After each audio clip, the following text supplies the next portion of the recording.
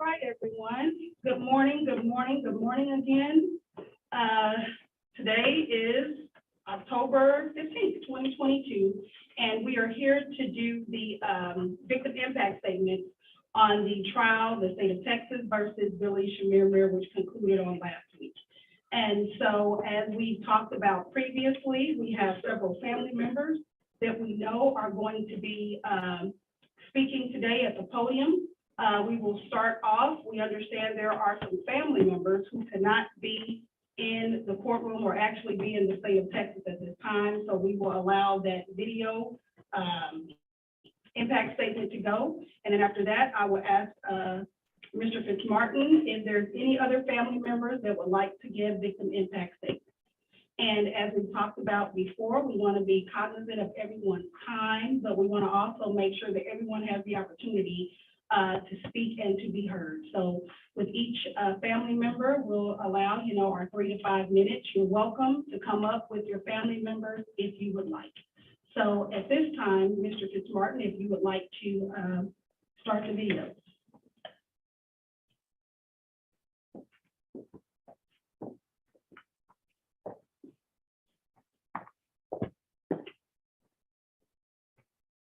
Hi, Billy.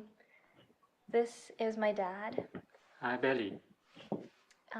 He's Lou T. Harris's son, and I'm Karen, Lou T. Harris's granddaughter, and my dad's only child. So this is the first time that you probably have heard of us, but this isn't the first time that we know of you. We actually found out about you when we first found out about my grandmother's death 3 years ago. And we learned about the link of her death to you. And we don't expect you to remember us, but we hope that you remember our message. So when we first found out about my grandmother's death, it was undoubtedly, of course, such a huge shock to hear that it wasn't an accident and to hear that her life was taken in such a morbid way. We were just in utter disbelief that something so horrible could happen to her. And yeah, we miss her. We miss her a lot. She was such a kind and lovely and generous person. And I remember she would send us these big boxes of these really thoughtful gifts every month or two, and she cared about us a lot to learn about what we liked and didn't like. And there was this one time where she even sent us a toaster, and it's funny because we could have just easily bought it at a local store, but it just showed how much she cared about and loved us, and we really cared about and loved her as well, and we were able to stay in touch despite living quite far apart from each other. But the fact remains that you killed my grandmother, and you killed my dad's mother. And for a while there, we were just struggling with so much grief. We were really scared and angry as well. We were just triple checking the locks on our doors. We had trouble sleeping at night. And even when we visited Dallas after all of this to take care of my grandmother's belongings, we were still pretty shaken up, and we couldn't bring ourselves to stay in her home to sleep there, so we actually stayed in a hotel instead. And we were just, terrified of going out, but we were also terrified of staying in because of how she was murdered. And I remember being at her home and being inside that room where she was murdered and standing by the very bed that she died. And I remember thinking about how much fear and suffering and just panic that she would have experienced in the last moments of her life, and how that would have just, our experience would have just paled in comparison to hers. But I remember to the side, actually, there was a dresser and a mirror, and I looked to the side, and I remember thinking, this guy would have seen his own face right before he did what he did. And I can't even imagine the level of suffering that you went through, the level of pain and strife that you experience within yourself to perpetrate such a thing and to justify your actions within your own mind.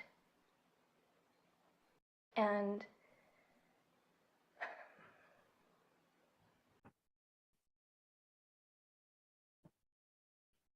maybe you thought you could transfer all of your hurt and pain onto others by hurting others so that you could feel less of it yourself. But my grandmother's suffering, that only lasted moments. And your suffering is still continuing. And that suffering, that pain, that grief, maybe, or even fear, even though I may not know the extent or completely understand what you experience with that, I can definitely say that I know what it feels like to feel deep pain for myself, and especially the pain of losing my grandmother. And my family and I aren't going to perpetuate that suffering and your pain in ourselves, because we're choosing to forgive you. We're choosing to end that cycle of pain and suffering by forgiving you. So we forgive you, Billy. And I don't want that to continue to spread.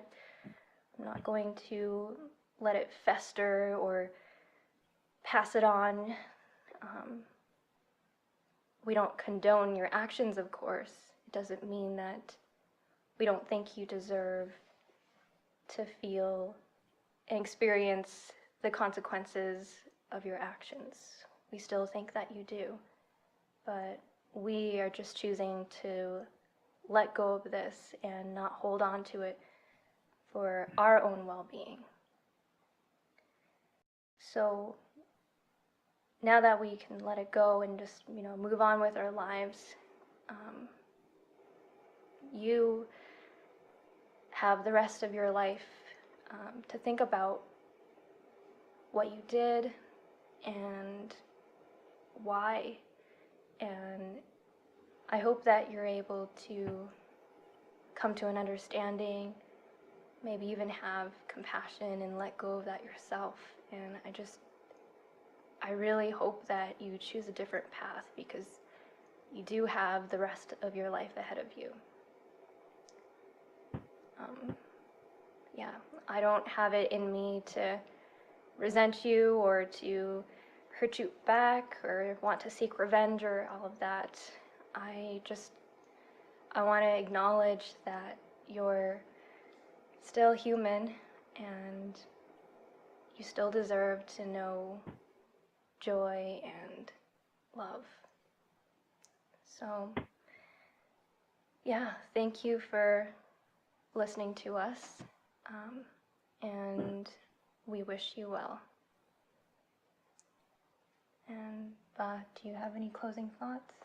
Okay, and I Thank you for the police, the judge, the jury, and court for all of your hard work. I thank you and my daughter. Thank you. Thank you so much. Thank you.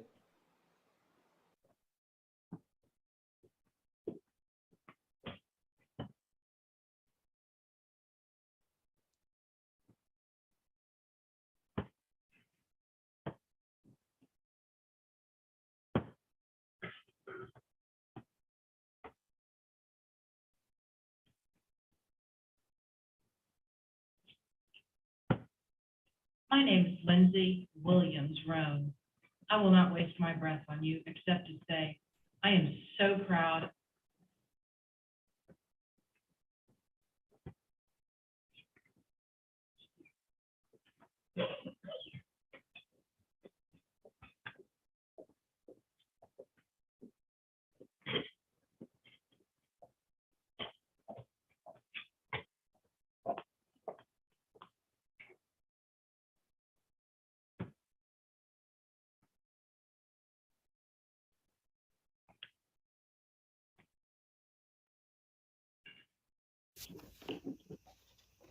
My name is Lindsay Williams Roan.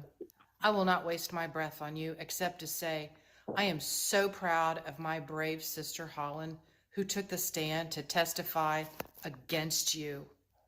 Our mother, Martha Williams, was a fighter, and she fought you. She's raised 2 fighters. We have fought you, and we will continue to fight you until you are dead in your cold, dark prison cell alone. My mother probably already told you, but it bears repeating. Go to hell.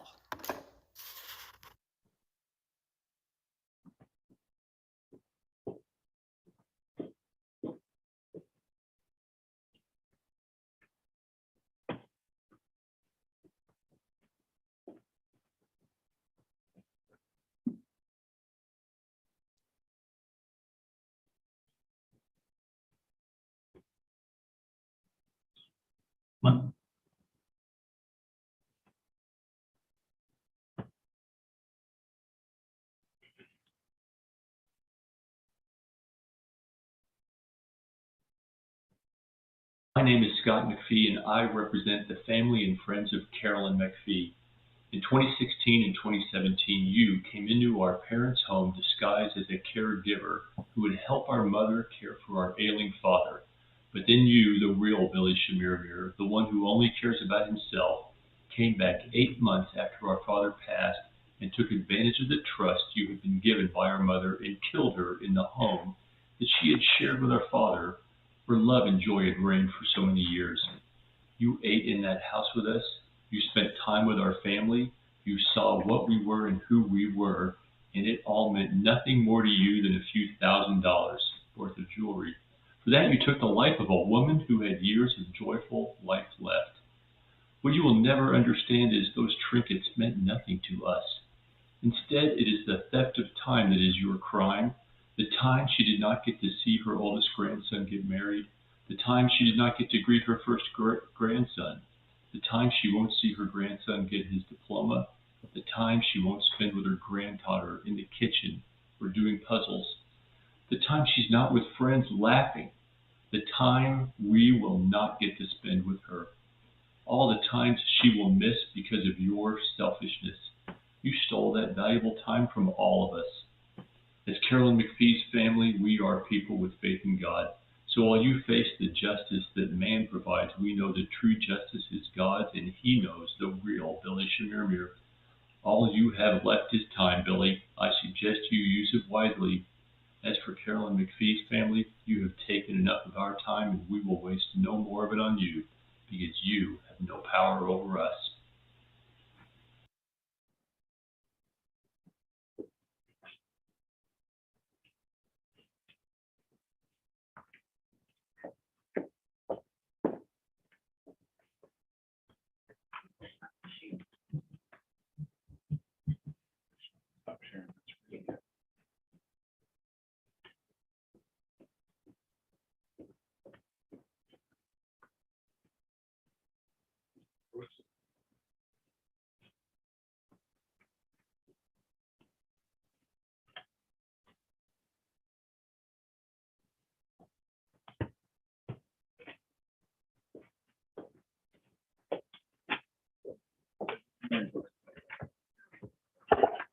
Thank you very much, Your Honor.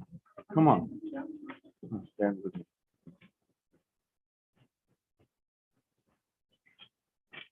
I'm Sergeant Major Thomas Brooks, United States Army.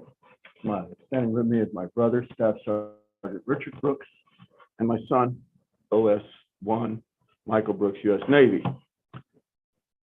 We're here obviously on behalf of mother and grandmother, Sue Mason Brooks, Mary Sue Mason Brooks.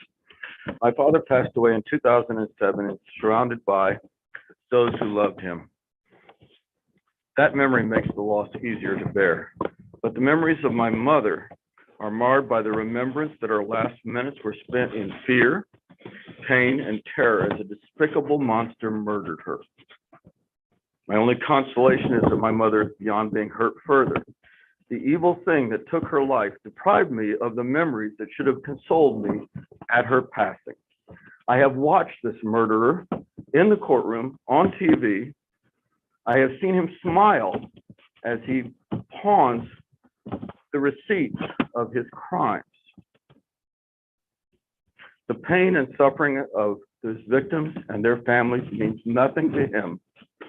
He looks like a puppy that's been scolded for soiling the carpet and doesn't understand what people are mad about. He is nothing but a jackal, a hyena, a vulture that has learned to walk on two legs. He's a pretend man, not a real man. Like them, he is a coward, preying on the weakest members of our society. You will now be caged like the vicious, cowardly animal you are. Your cowardice will now make you the prey, for cowardice is weakness. And in the society you will wind up in, weakness is vulnerability. I hope you see the faces of your victims and you understand that you brought this on yourself each and every time, that you deserve each and every humiliation you receive. I wish you a long life in fear and loneliness, caged like the rabid, diseased animal you are. I wear my uniform today to honor those, uniformed or plain clothes, who put this cowardly thug where he belongs. We, and I include our country, have failed the victims when we permit rabid animals to roam our country unchecked. Yet there is no 100% guarantee of safety. We can only do the best we can, and you save the lives of all his future victims. My oath of service, and I'm sure yours as well, has no expiration date. My special thanks and gratitude to the Richardson, Plano, and Dallas Police Departments, the FBI, and the Office of the District Attorney. Please take this filth away, cage it where it will never harm another innocent. I would spit on it, but my saliva would be insulted by touching it.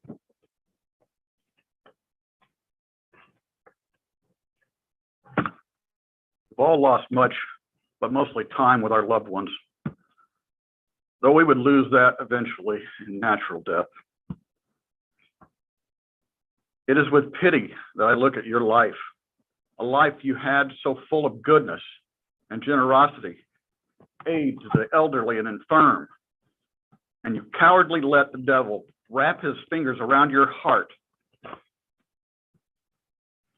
and throw your life away for greed. I didn't know you before this, and you will be forgotten now that this is over.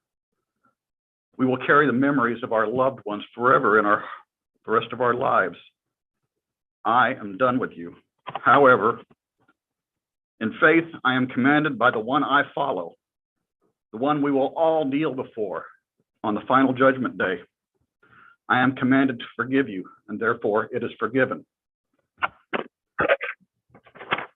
Thank you very much. Thank you. We're now here from the Nelson family.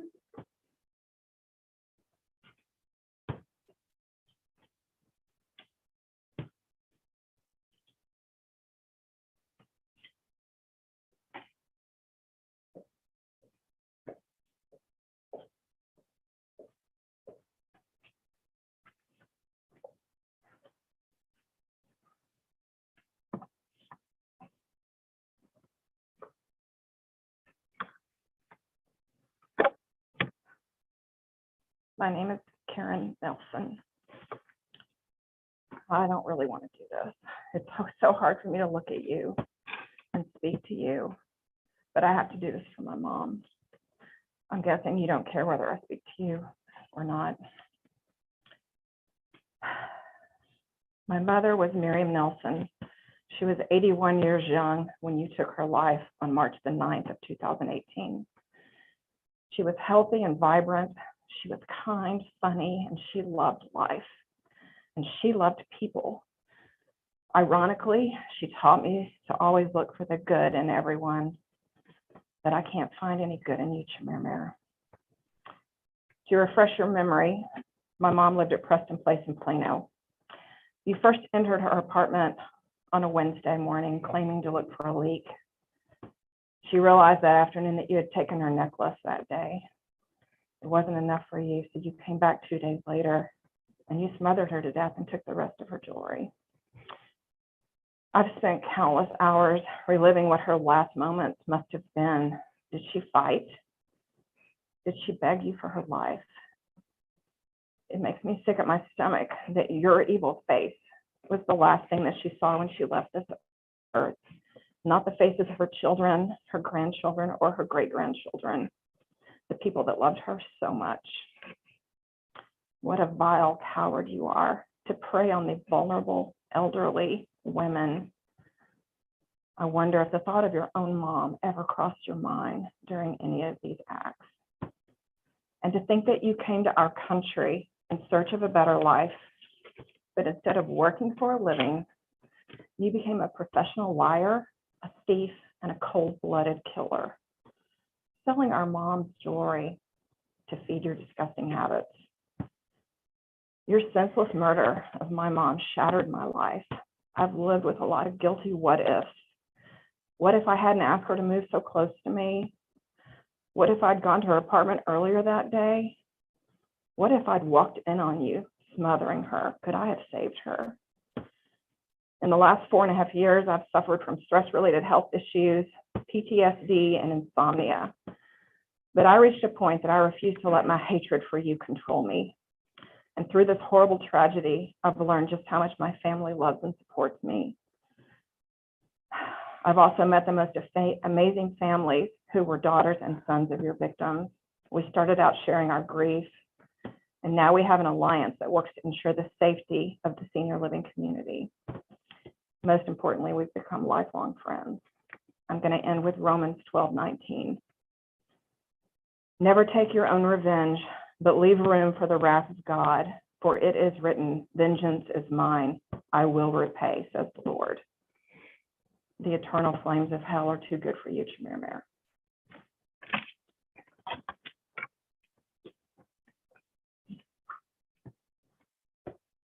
Thank you. Thank you. We'll now hear from the Payne family.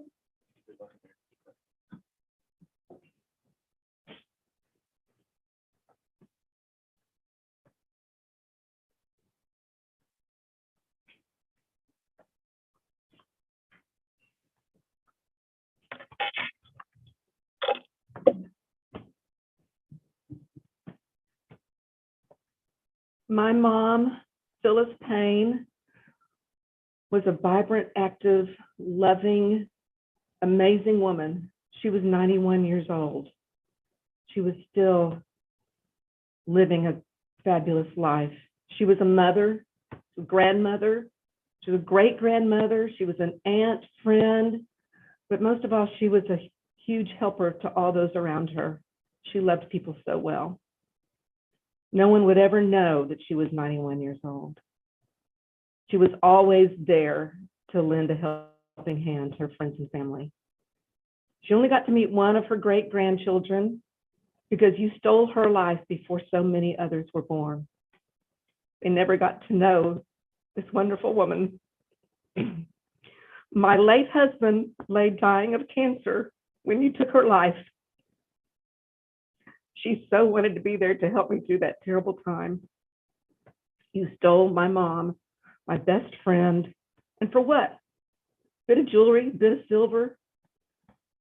2 days before you killed her, we were doing what we loved to do together. Just simple things like running errands and sharing a meal together, just spending time together, as so many others here have said. We just wanted time, and you stole that time from us. Time was precious to us, and we were certain that we would have many more years. My brother and I would laugh and talk about how she would live to be 100 because of who she was. Today, my children, her grandchildren, live in horror of your actions. My brother and I have had endless nightmares as a result. He asked me to tell you that he promised our father as he lay dying that he would take care of our mother. And because of you, my brother holds the heavy sense of failure in his heart every day. My hope and peace is in knowing that our mother is in heaven with the Lord and that I'll see her again one day. And I have to hold on to that when I think of her last moments here on this earth. I have to shut those out and think of where she is now. I turn my thoughts to her being with Jesus, and I pray that you will find remorse for the countless lives that you have taken.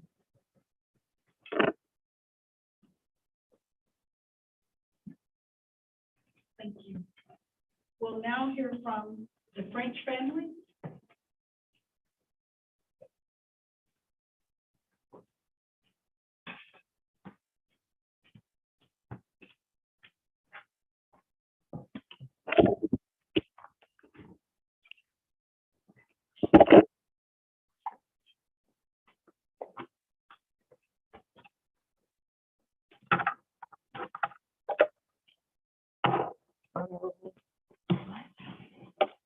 Judge Jones, thank you for allowing me this opportunity to speak to the court today.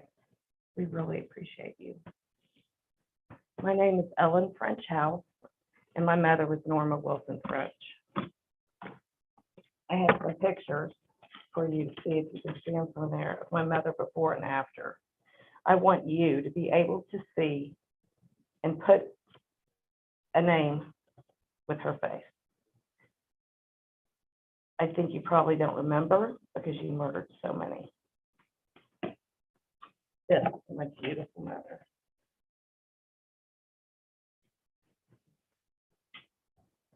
This is my mother after you pried her wedding ring off of her finger that she couldn't even get off.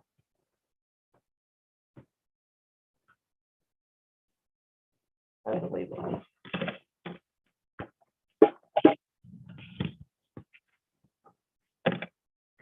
Last Saturday, October 8th, is the anniversary that I dread every year. On October 8th, 2016, you terrorized, smothered, and murdered my mother. I often wonder, did you watch the Texas OU game that was on her TV while you smothered her? I know she was watching that game as she had told me exactly what she was going to do that afternoon. I also know that you stayed in her room well over an hour at the Tradition Prestonwood.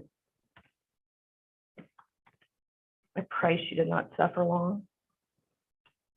The game was something my mom, Norma, and our whole family look forward to every year. We had so many great memories built around that game. The game is forever ruined because of your evil. So many lives, so many memories are forever destroyed because of your greed. The horrifying stories of your attempts and successes of smothering so many incredible people sicken me. You have changed me and my world forever. You have robbed me not only of my beautiful, cherished mother, but you've also stolen the Ellen that I was.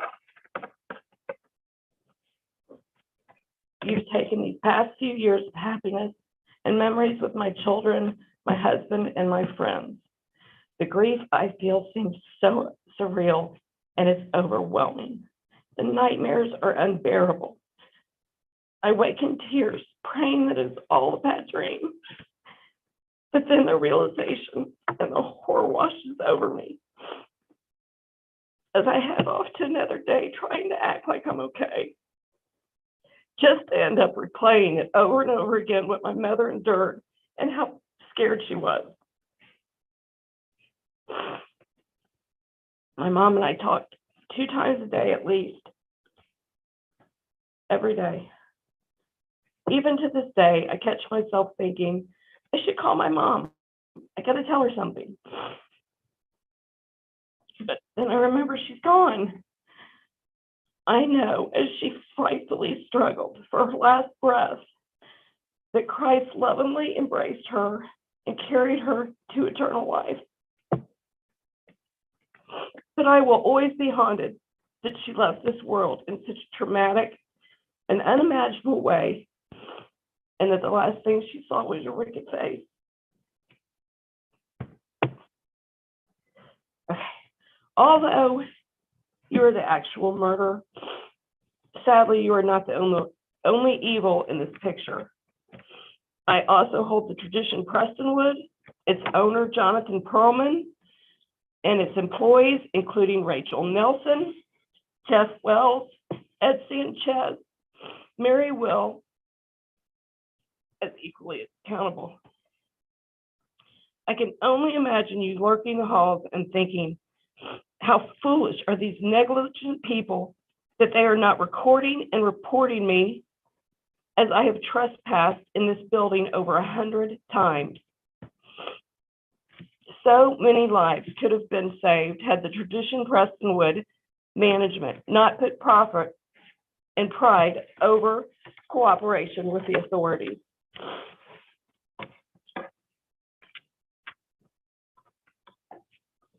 Nine murders in that complex alone, as far as we know. They should all be going to prison as well. Mom, I ache and I miss you terribly and constantly. I will continue to fight for justice for all of these victims. I will fight to protect all seniors so that tragedies like these never happen again. I love you, and I can't wait to reunite with you in heaven. Rest in peace.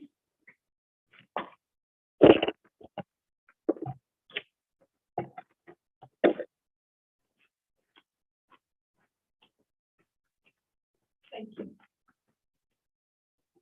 Well, now I have the Bixer family coming up.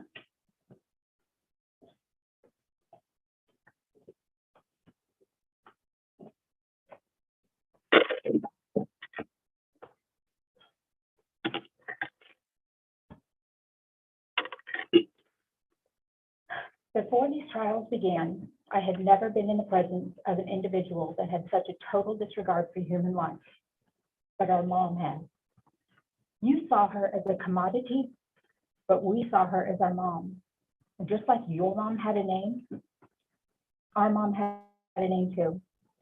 This is our mom. Her name is Marilyn, and she was everything you would expect her to be, but mostly she was a mentor and a friend. She turned 90 years young on August 27th of 2017. She was thriving.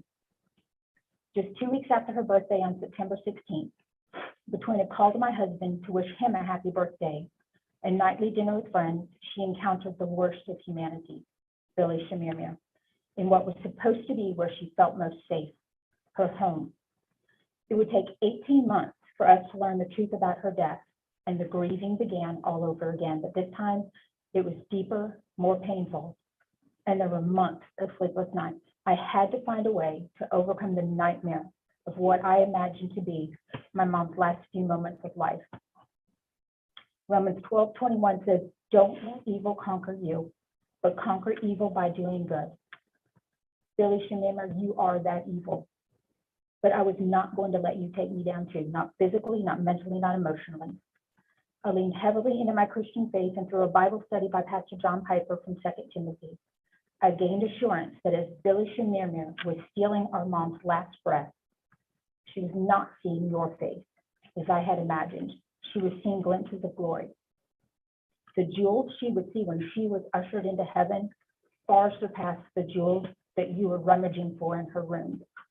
And once you found them in what seemed like a standing appointment at Gold and Diamond Exchange, you took my mom's belongings and you exchanged my mom's life for $600 cash. The wounds you created will take a long time to heal, but even then the scars will remain. I choose to let those scars serve as a reminder to trade evil for good. Warning others of the vulnerability and dangers when the senior living community tops the list. Who could even imagine anything as evil as feeding your greed and funding your lifestyle by becoming a predator and our elderly parents becoming your prey? But you didn't just imagine it. You made this your way of life for far too many years, and I pray that no one would ever think to do the same. So your fate is to live out the rest of your lives in the federal penitentiary, while our fate is to live out the rest of our lives knowing what you did to our moms. And while it is true that you will never see the outside of a prison, it is also true that the ultimate crime did not receive the ultimate punishment.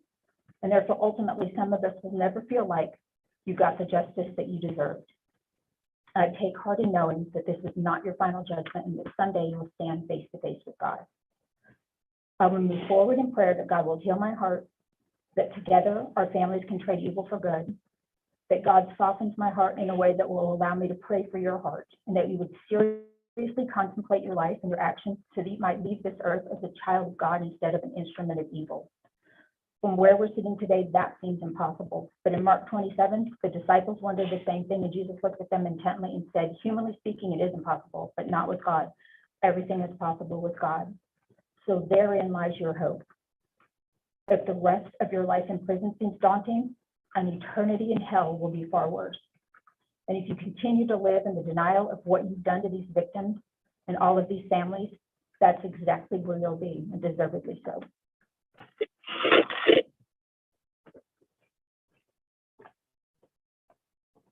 Thank you. We'll now hear from the Corkin family.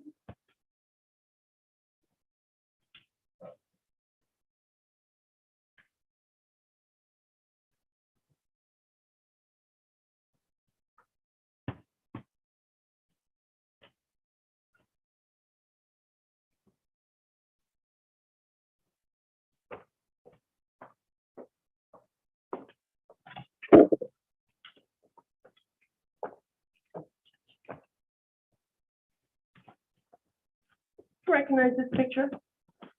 This is my mom, Leah Corkin.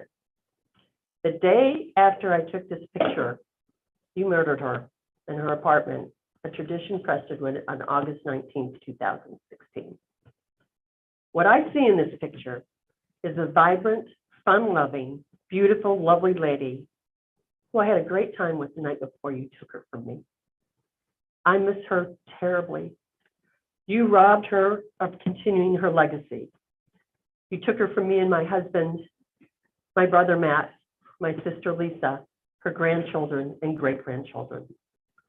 What you saw when you looked at this woman that day was a quick way to make money.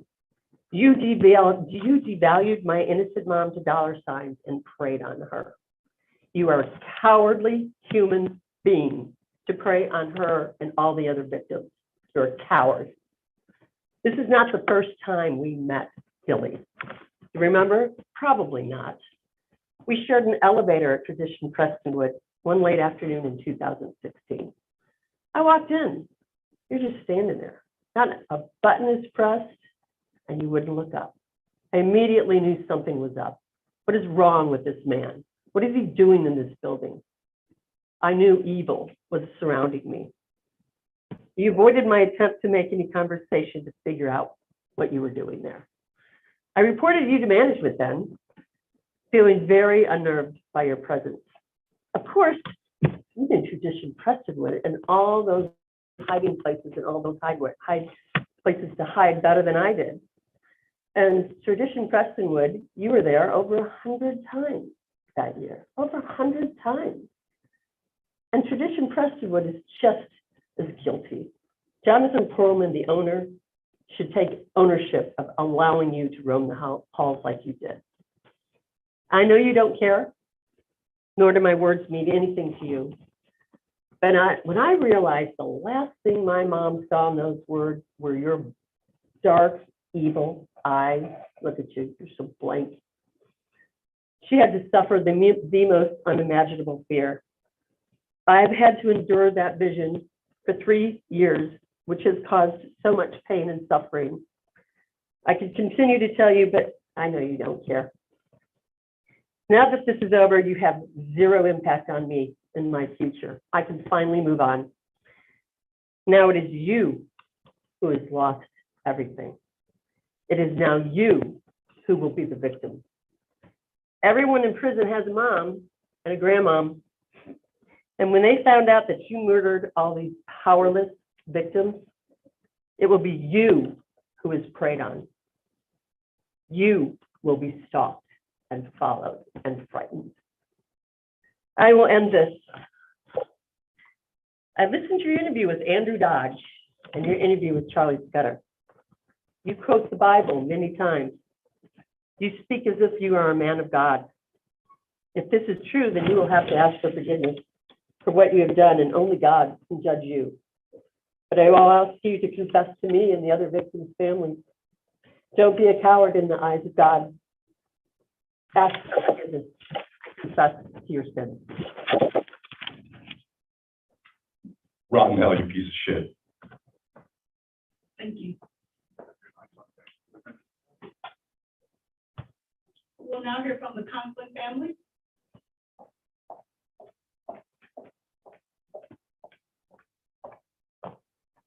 This is my sweet mama.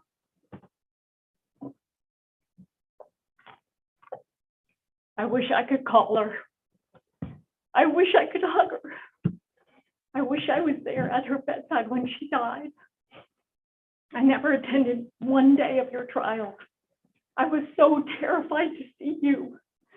But then I realized my mother was so terrified the day you came in her door.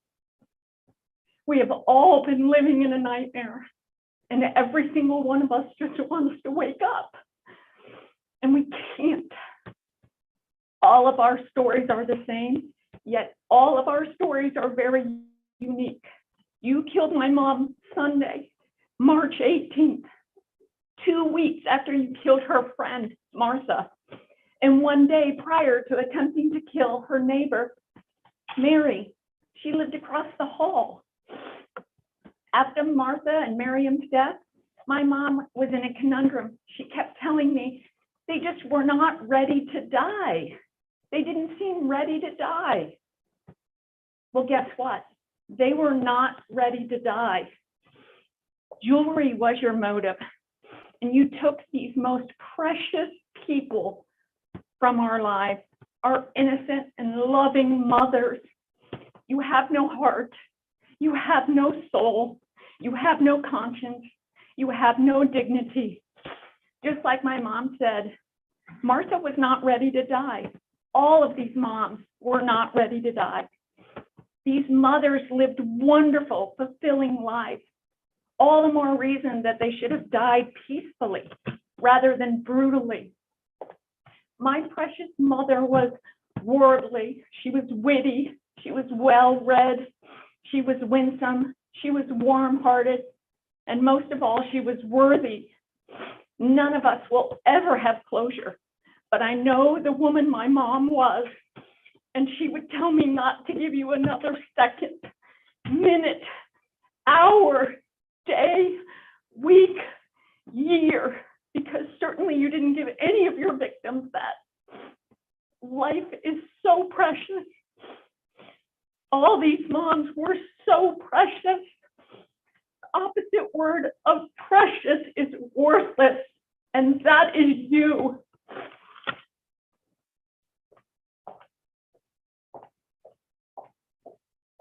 Thank you. We'll hear from the Sinclair family.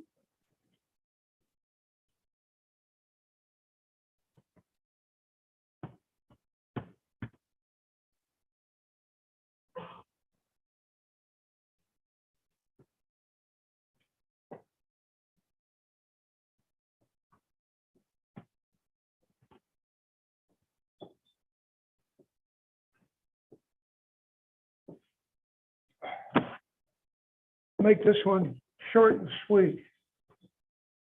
Today is a day of thanks, not Thanksgiving. Thanks that you're gone forever. Judge Iraqi, I want to thank you. 3 trials, was awesome. To all the law enforcement in Dallas and Cowan counties who finally put this thing together. Thank you. Mr. Haynes, thank you for giving a good defense as Texas law provides for. Now I come to you.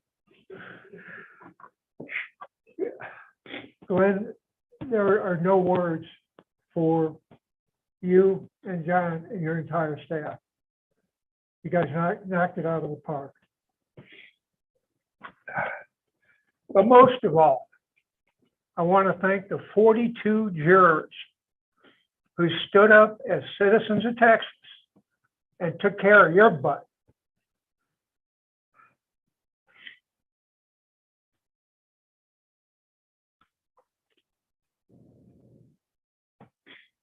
Speaking for Dr. Sinclair, she healed veterans.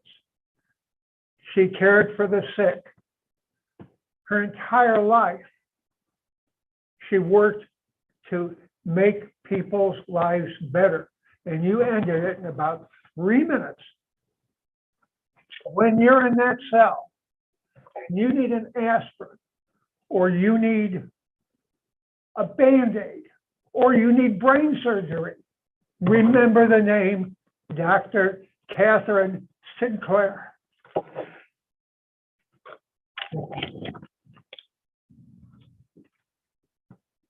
Thank you. We'll hear from the Delahanty family.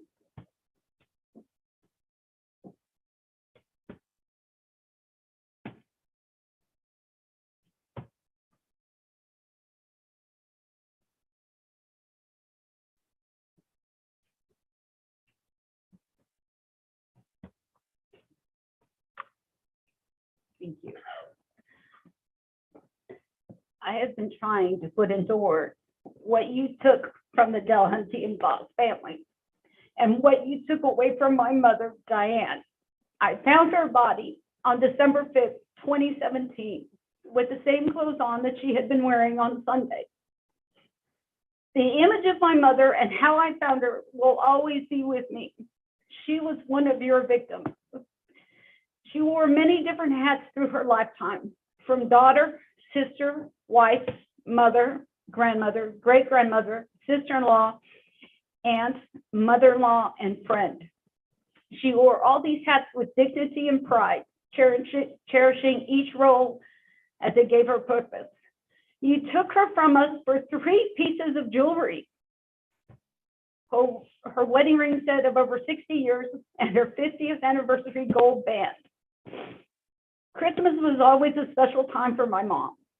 It meant pulling out her holiday sweaters, making plans to decorate her apartment, then coming over and decorating mine, planning the annual Caltex ladies lunch at Maggiano's, and attending Christmas parties with new and old friends. She was looking forward to having her children and grandchildren that lived in the United States together for Christmas, already planning the week. Her death has affected her children differently and has left a void in each of us. She wasn't given her last rites. She didn't die peacefully surrounded by her loved ones. We were not able to tell her all those things that one does at the end of their lives to say thank you for being our mother, supporting and loving us regardless of the decisions we made and paths we took.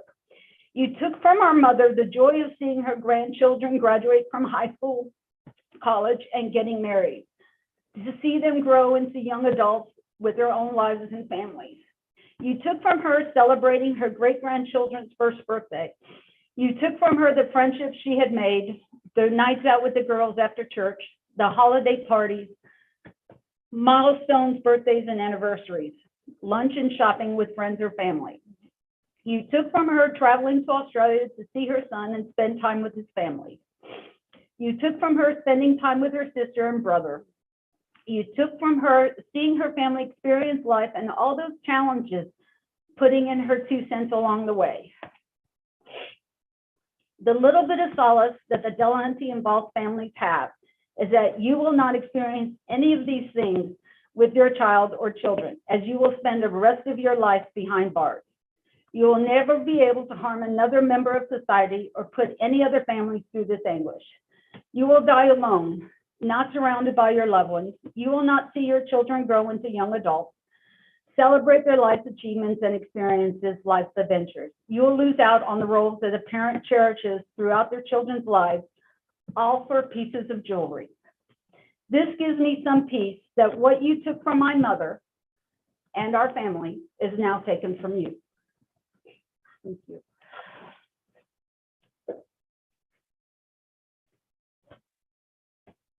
Thank you. We'll now hear from the Gleason family.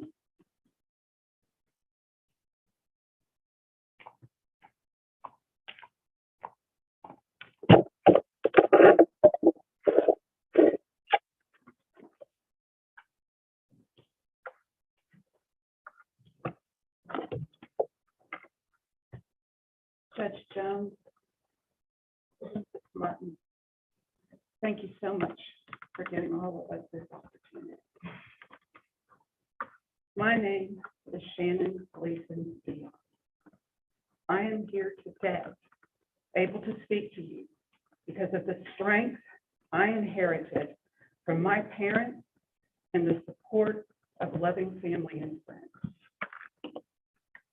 My mother, Doris Huffines Gleason, was a steel magnolia, beautiful and gracious on the outside, strong and mighty on the inside.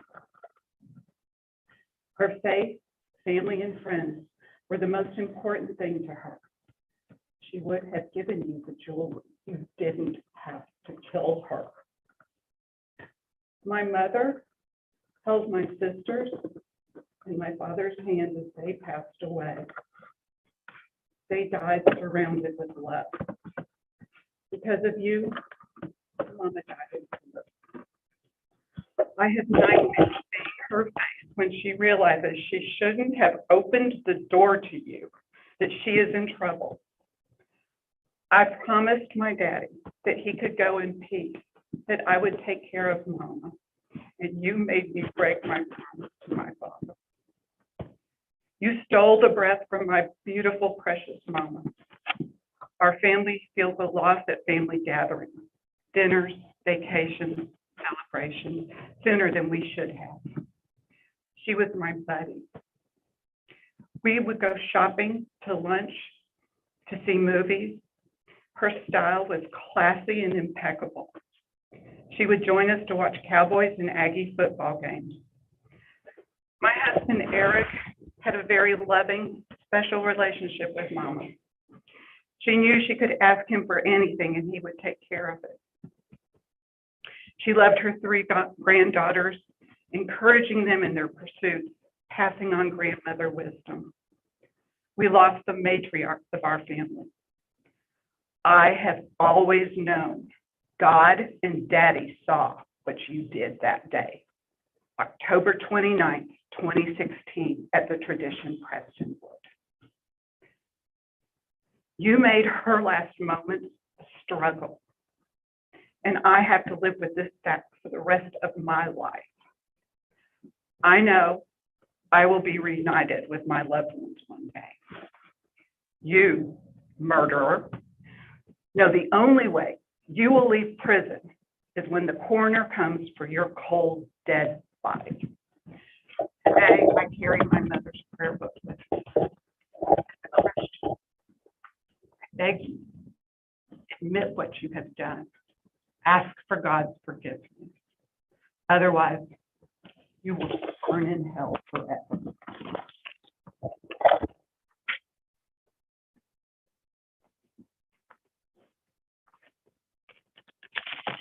My name is Eric Young.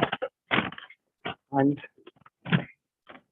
speaking on behalf of my mother-in-law, Doris Gleason, who you murdered at the Tradition Prestonwood.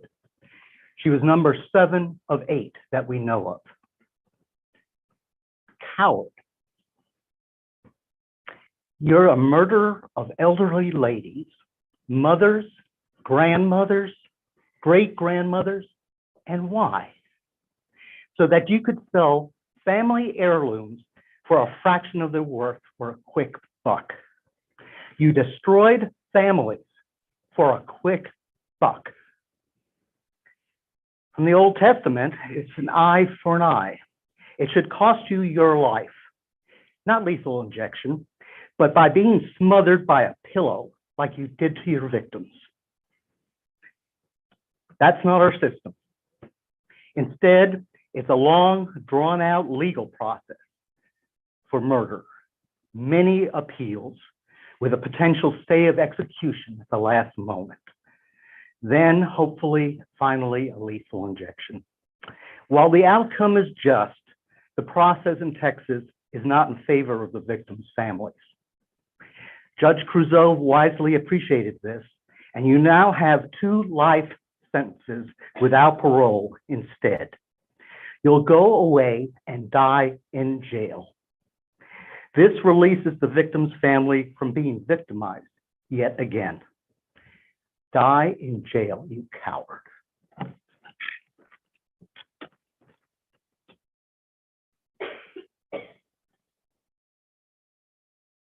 Thank you. We'll now hear from the Purdy family.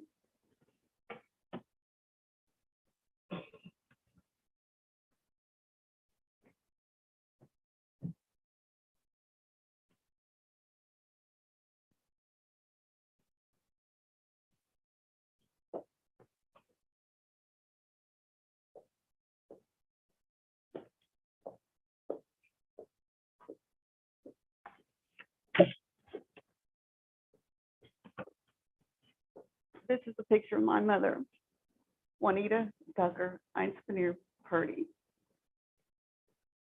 I'm showing you her picture because I'm sure you don't know who she is. She was just one of the many people that you murdered at the Tradition in Dallas while she was living her wonderful, beautiful life on the 4th floor. This is my mother. Look at her. Let me tell you about my mom, the one that you decided her jewelry was more important than her life. My mother was a loving, caring, nurturing, and such a vibrant woman. She loved life. She loved people. She loved everything.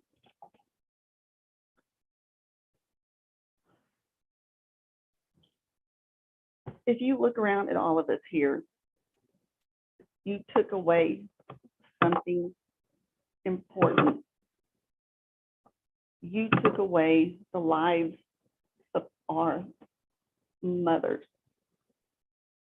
And like everybody else has said, I was told that she died peacefully in her sleep, which gave me a peace of mind. And then 2 years after she died, I find out she didn't die peacefully in her sleep, that you were the last man that she saw. During the trial, they told us how long it took to smother a person. And all I can think of every night when I go to bed is you smothering my mother and what she had to go through. She was 83 when you killed her. Even her doctor called me and she said she didn't understand. She just had a physical. Everything was perfect, but she died peacefully in her sleep. My mother did not get to celebrate me, her daughter, beating breast cancer. My mother did not get to see her son get remarried to a wonderful woman. My mother did not get to see any of her grandkids graduate or get married. And my mother will not get to see her first grandchild be born in a couple of months. And for what? I ask you, for what? Jewelry? Greed? What the hell? You're such a greedy man, but you didn't even care enough to even get half, not even a penny of what those jewelry was worth. And you must have spent hours in my mother's apartment. She had oh, she loves jewelry, but she had a lot of costume jewelry and then she had a lot of good jewelry. And you left all the costume jewelry, so you had to really just go through everything. You knew when you weren't going to get caught. You've been there hundreds and hundreds of times. My mother would be 89 years old. And I could tell you story after story about how my mother affected people's lives. This place would be full of people wanting to talk about my mother. She made an impact on people's lives, but I'm not going to waste my breath on what my mother did and how she affected people. I know in my heart that my mom would still be alive today, still celebrating her life, her friends, and her family, but she isn't. I look at you and wonder why. Why my mom? Why their mom? All of our mothers was all of our mothers worth the hurt, the pain, and the suffering that we still feel today? Was it worth it? And for what, I ask again, for what? Greed. Greed. I look at you now and there's no get out of jail free card for you. No more families you can wreck. We all know that you took our loved ones from us. You will not now or ever get forgiveness from me. What you took from me, my family, can never be replaced. There is no doubt in my mind that you will get what you deserve. I hope the last thing that you ever see is a pillow over your face like my mother saw.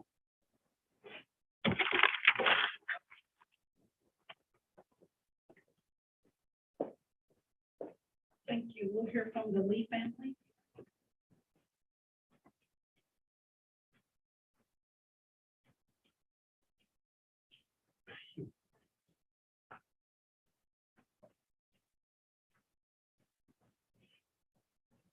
Your Honor, thank you for giving us the opportunity to make statements and to have our voices be heard. My grandmother was Helen Lee. She lived at Parkview. I was 18 years old in the first week of my freshman year of college in September of 2017 when I came home to see my family. Little did I know that that would become the worst weekend of my entire life. At 18 years old, I went to go check on my grandma when she didn't show up to church. Something was wrong. Something wasn't right. After being the person to find that one of my very best friends had died, I felt guilty in that moment, that I was the only one who knew. How was I supposed to tell my mom? My family, we were all so close.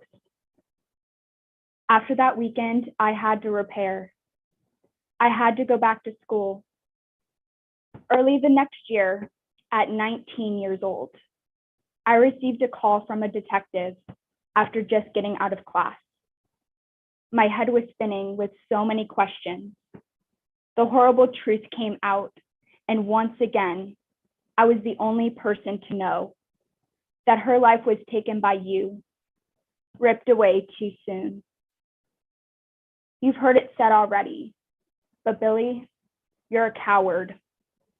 Not only to take advantage of one of the most vulnerable populations, but then to deny everything, as if the evidence did not speak for itself, as if you could offer a better explanation. It's more than evil.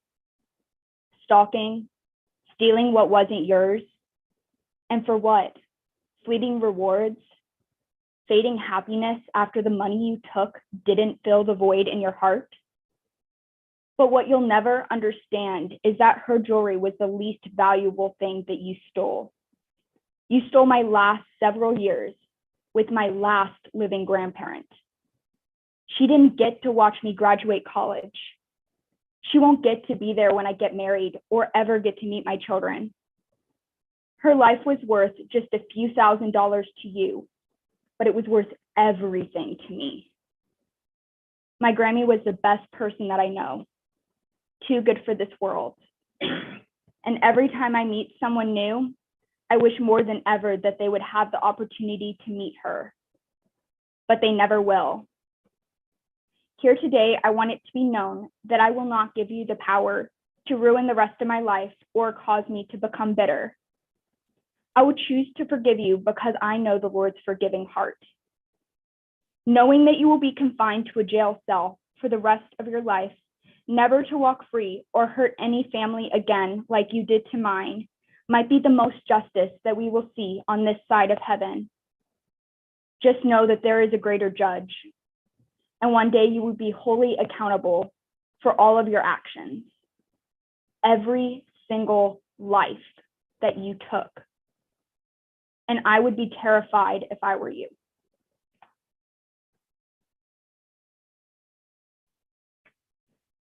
Thank you all. Thank you all. Do we have any others, Mr. Martin? I don't believe so. All right, well, Sheriff, take Mr. Shamir.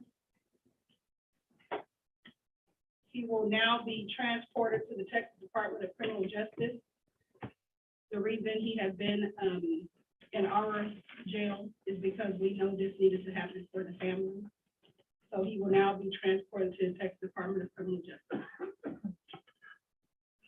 To each of the family members, I just would hope that the Lord will continue to bless and keep each of you. Thank you for your time today, and thank you for allowing this trial to go successfully and to go, as many speakers have said, there is not closure. It is not closure.